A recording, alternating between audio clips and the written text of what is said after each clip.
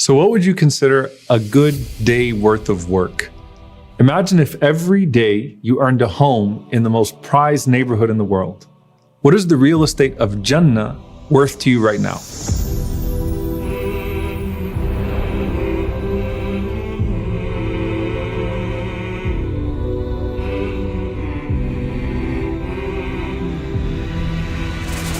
So as we said, the first genre of homes in paradise are those that are built with sabr, with patience, and they are the best ones, just like the homes that are mentioned for Asiya alayhi salam, Khadija radiallahu anha, and Ibadur Rahman, the servants of the Most Merciful. The second genre of homes are the ones that are built with specific good deeds. And so we're going to break down these good deeds, inshallah ta'ala, into 10. And the first 5 actually have to do with deeds that surround ibadah, that are acts of worship. So the Prophet ﷺ said, whoever builds a masjid for Allah, Allah subhanahu wa ta'ala will build for them a home in paradise. So basically, Allah subhanahu wa ta'ala repays the favor. You build his home here, even though he doesn't need you to increase his kingdom, and he builds your home there, and you have no kingdom without the King of all kings. And while building an entire masjid is impossible for most, even a small spot of a masjid here can turn out as a palace for you there in Jannah. The second one is whoever prays 12 extra rak'ahs a day. And the connotation here is that a person prays these 12 rak'ahs in their home because the Prophet ﷺ generally used to pray his sunnahs at home. So your sunnahs at home and a home in paradise in return. The Prophet ﷺ said though, in the broadest sense, whoever prays 12 rak'ahs for the sake of Allah, apart from the fard, apart from the obligatory prayers, Allah subhanahu wa ta'ala will build a home in paradise for that person. And of course, the most beautiful 12 rak'ahs that you could pray are the ones that the Prophet sallallahu alaihi wasallam was most consistent with. So he would pray sallallahu alaihi wasallam 2 before Fajr, 4 before Dhuhr, 2 after Dhuhr, 2 after Maghrib, and 2 after Isha. But the reward here in this hadith isn't actually restricted to just those 12. Now, if you think about what stops us from praying sunnah, usually a person would say, maybe I'm busy and I just can't really allot that much time for it. And sometimes it feels like we can barely even get the fard in. We can barely even get the obligatory prayers in because we've got work to do. But think of it this way. Is a good day's work in this dunya, building an entire home, like, would that be a salary that you're pleased with if you came home every day and you had a new home? What about building a home in Jannah? And subhanAllah, the hardest sunnah to pray is the one in the middle of the workday. And there's so much more reward to it. We also have another narration which shows the breadth of this reward. The Prophet ﷺ said, whoever prays the 4 rak'ahs of ishraq, of sunrise, and then 4 rak'ahs before the dhuhr salah, Allah will build for him a house in paradise. So those are the sunnah prayers. The next one is so easy and it can be done at any time of the day. The Prophet ﷺ said, Man qara'a qul huwallahu ahad. Whoever reads qul huwallahu ahad 10 times, banallahu lahu baytan fil jannah. Allah subhanahu wa ta'ala will build that person a home in Jannah. SubhanAllah, the reward of this surah, which is the surah that elaborates on the key to Jannah, which is kalimatul ikhlas, the statement of sincerity. La ilaha illallah. Qul huwallahu ahad is basically an elaboration of La ilaha illallah. And you read the surah 10 times, and it's not something that you can only do once a day. And it could be done in a couple of minutes, and Allah subhanahu wa ta'ala builds you a palace in Jannah. So what if you read it 20 or 30 or 40 times a day? Then the Prophet ﷺ mentioned the dua before sleep. And there are a few du'as before we go to sleep, but this one is specific to the reward. The Prophet ﷺ said, whoever does wudu and then goes to sleep on their right side and says, Allahumma aslamtu nafsi ilayk wa fawwadtu amri ilayk wa wajjahtu wajhi ilayk wa alja'tu dhahri ilayk raghbatan wa rahbatan ilayk. O Allah, I submit myself to you. I entrust my affairs to you. I turn my face to you, and I lay myself down depending upon you, hoping in you, and fearing in you. لا ملجأ ولا منجا منك إلا إليك آمنت بكتابك الذي أنزلت وبنبيك الذي أرسلت. There is no refuge and no escape from you except to you. I believe in your book, the Quran that you revealed, and I believe in the Prophet sallallahu alaihi wasallam that you have sent. The Prophet sallallahu alaihi wasallam said, whoever says this before sleeping, in one narration he said sallallahu alaihi wasallam that this person dies on the fitrah, they die on their natural disposition.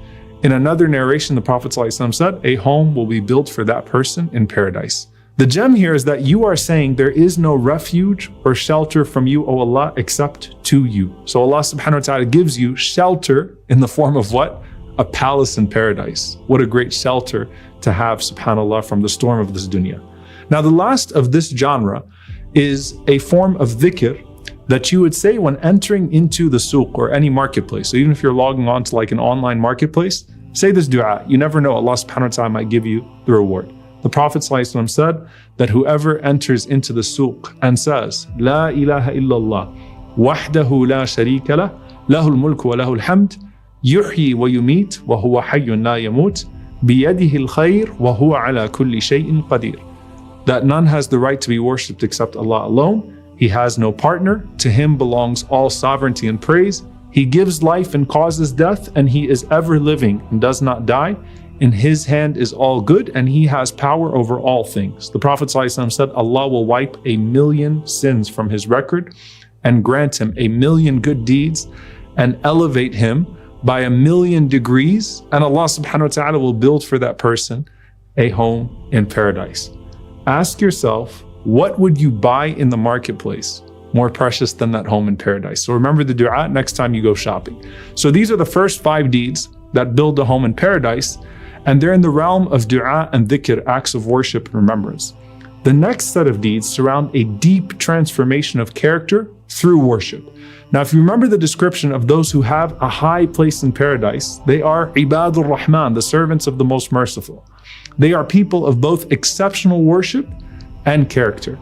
This group of people is able to bear the difficulties that come with dealing with people in this world precisely because of how deeply connected they are to Allah subhanahu wa ta'ala. So Ibadur Rahman have a special place from Ar-Rahman. They are servants of the Most Merciful who will be rewarded generously by the Most Merciful. أُولَٰئِكَ يُجْزَوْنَ الْغُرْفَةَ بِمَا صَبَرُوا. They will be rewarded with high dwellings because of their patience.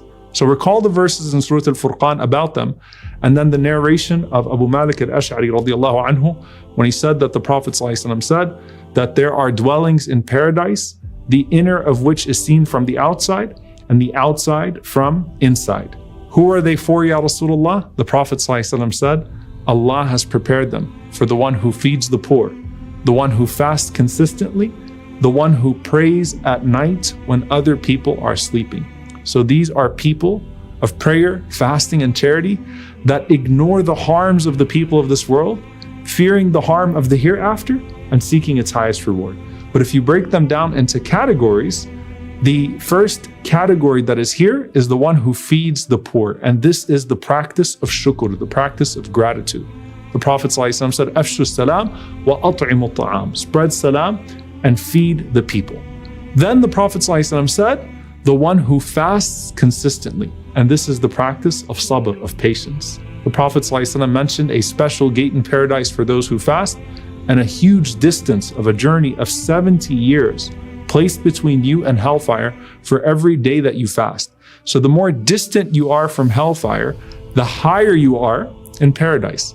Then he said, sallallahu alaihi wasallam, the one who prays at night while others sleep. And this is the practice of ihsan, of excellence. Now this is at the core of it. This is what gives you the strength and sincerity to continue. It's standing up at night in the privacy of your home, connecting to your Lord. Tahajjud is where the Jannah of the heart is. And now Tahajjud gets you a literal palace in Jannah. Now in another narration, the Prophet ﷺ also said, I guarantee a home in the outskirts of paradise, the suburbs of paradise, for the one who avoids arguing even when they are right. And this is the practice of hilm, forbearance. You know, it takes so much to restrain yourself in an argument, especially when you know you can win the argument, but you choose to be patient with people and win a home in paradise instead of winning the argument. Then he said, sallallahu alaihi wasallam, a home in the middle of paradise for the one who avoids lying even when joking. And this is the practice of wara', being cautious. Truthfulness is the highest virtue. And you don't want to sacrifice your place in paradise, as the Prophet ﷺ said, that truthfulness leads to Jannah. And here specifically, being truthful, even when it's convenient to not be truthful, grants you a home in paradise. And in summary of it all, and it's not just one quality, the Prophet ﷺ said, and I guarantee a home in the highest part of paradise for the one who excels in character. Because if you are seeking to excel in your character, Allah is going to unlock all of these good qualities for you. And the Prophet ﷺ, who excelled in every good quality, said that the closest to me in Jannah are the people with the best character. So when you excel in your character, you don't just build a beautiful home for yourself, you also guarantee the most beautiful neighbor in Jannah that you could possibly have. يا أيتها النفس المطمئنة ارجعي إلى ربك راضية مرضية فادخلي في عبادي وادخلي جنتي